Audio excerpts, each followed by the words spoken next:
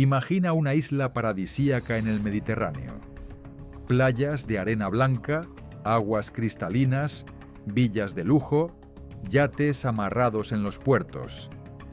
Una pequeña nación de menos de 1 millón de habitantes que de repente se convierte en el centro financiero más importante para criminales internacionales. Esto es Chipre. Y durante décadas ha sido el destino favorito del dinero sucio del mundo entero. Desde los cárteles de droga de Colombia hasta los oligarcas rusos de Putin.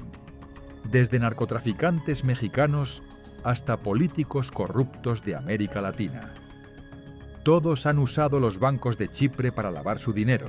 Y aquí viene lo escandaloso. Muchos de estos bancos sabían exactamente lo que estaban haciendo. Algunos bancos chipriotas fueron literalmente fundados y operados por personas vinculadas al crimen organizado. Y el gobierno no hizo nada para detenerlo. Hoy, en Moneda Ilegal, vamos a exponer la red de lavado de dinero más grande y mejor organizada en Europa. Una red que conecta playas de lujo con cárteles de droga, con el Kremlin, con políticos corruptos y con ejecutivos bancarios que se hicieron obscenamente ricos sin hacer nada más que abrir cuentas. El dinero que ha pasado por los bancos de Chipre se cuenta en cientos de miles de millones, y gran parte nunca ha sido devuelto, nunca ha sido rastreado, nunca ha sido confiscado. Esto no es solo un escándalo financiero, es un escándalo geopolítico, y la evidencia es pública, documentada y absolutamente aterrador. Para entender Chipre, primero debemos entender por qué una isla tan pequeña se convirtió en un paraíso para el dinero sucio. Y la respuesta es simple: impuestos cero, regulación laxa y proximidad a Rusia. En los años 90, después del colapso de la Unión Soviética, una cantidad masiva de dinero ilegal comenzó a salir de Rusia. Dinero proveniente de privatizaciones fraudulentas, de la corrupción estatal, del crimen organizado, del tráfico de armas, de la extorsión.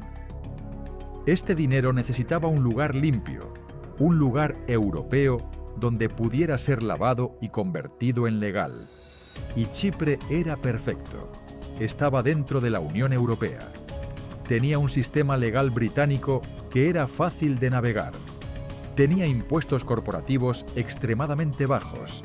Y lo más importante, una cultura bancaria que valoraba la privacidad sobre la transparencia. Los bancos chipriotas comenzaron a atraer a rusos con dinero. Y rápidamente el dinero ruso pasó a ser una parte enorme de la economía chipriota. Se estima que para 2010, entre el 40 y el 50% del sistema bancario de Chipre estaba directamente vinculado a dinero ruso. Pero aquí es donde la historia se vuelve criminal. Muchos de estos rusos con dinero no eran empresarios legítimos. Eran personas directamente vinculadas al gobierno de Putin. Eran oligarcas que habían robado el dinero estatal de Rusia y lo habían llevado a Chipre para limpiarlo. Eran mafiosos que habían ganado su dinero con drogas, prostitución y extorsión. Y los bancos chipriotas sabían y no reportaron a las autoridades. Una de las instituciones más famosas de Chipre fue el Banco Laiki. El Laiki Bank fue una vez uno de los bancos más grandes de Chipre. En 2012 colapsó.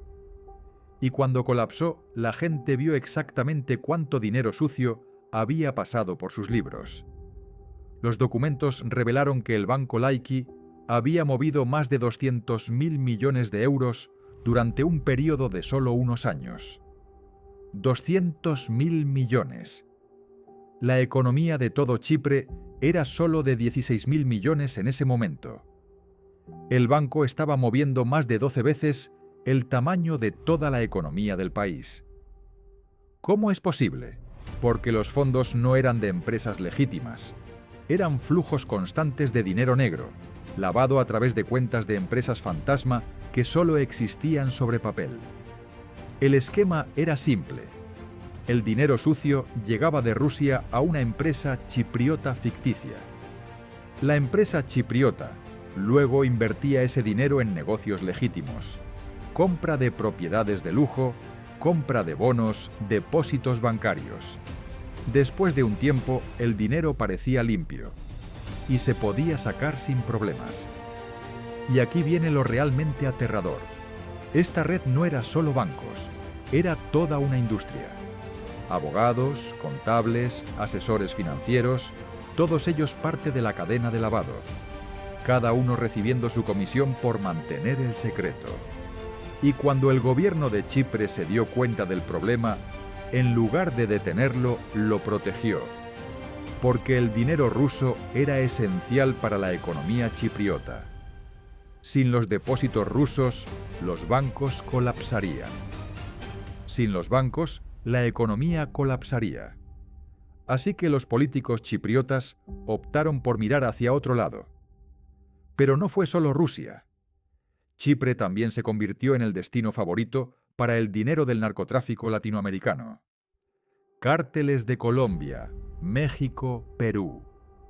Todos usaban los bancos de Chipre para mover su dinero a Europa. Los investigadores han documentado casos donde el dinero del narcotráfico llegaba de América Latina a Chipre a través de cuentas intermedias en paraísos fiscales como las Islas Caimán, las Islas Vírgenes Británicas o Panamá. Desde allí se distribuía a cuentas en bancos chipriotas, se lavaba y luego se reintroducía al sistema financiero europeo como inversión legítima. Una de las operaciones más grandes involucró el Cártel de Sinaloa, uno de los cárteles de droga más poderosos del mundo. Los investigadores descubrieron que el cártel usaba Chipre como uno de sus centros principales para el lavado de dinero a nivel global. Y esto no era una operación clandestina. Era una red bien organizada con agentes de cambio, contables, abogados y bancos complacientes. Todo funcionando en plena luz del día. Pero la conexión rusa de Chipre es especialmente relevante hoy en día. Después de la invasión de Ucrania en 2022, muchos de los oligarcas rusos sancionados por la Unión Europea y Estados Unidos fueron descubiertos usando Chipre para proteger sus activos. Y aunque Chipre prometió cortar lazos con el dinero ruso, la evidencia sugiere que la red sigue operando.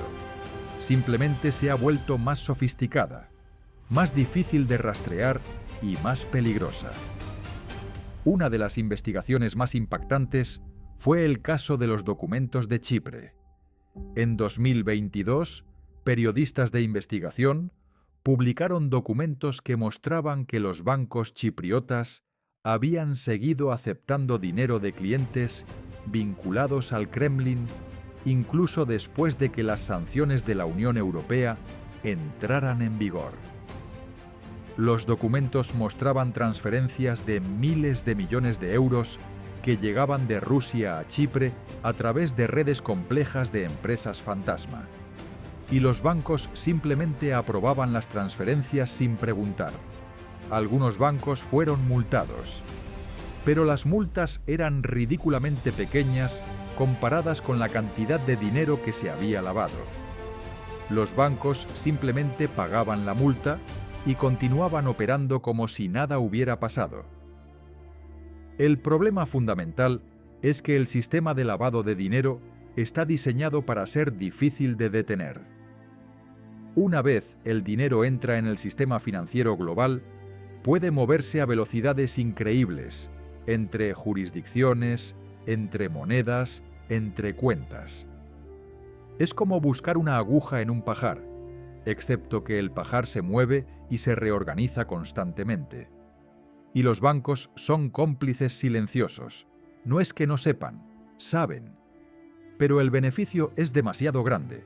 Si un banco cobra una comisión del 1% por mover dinero y mueve 100.000 millones, gana 1.000 millones sin arriesgar nada.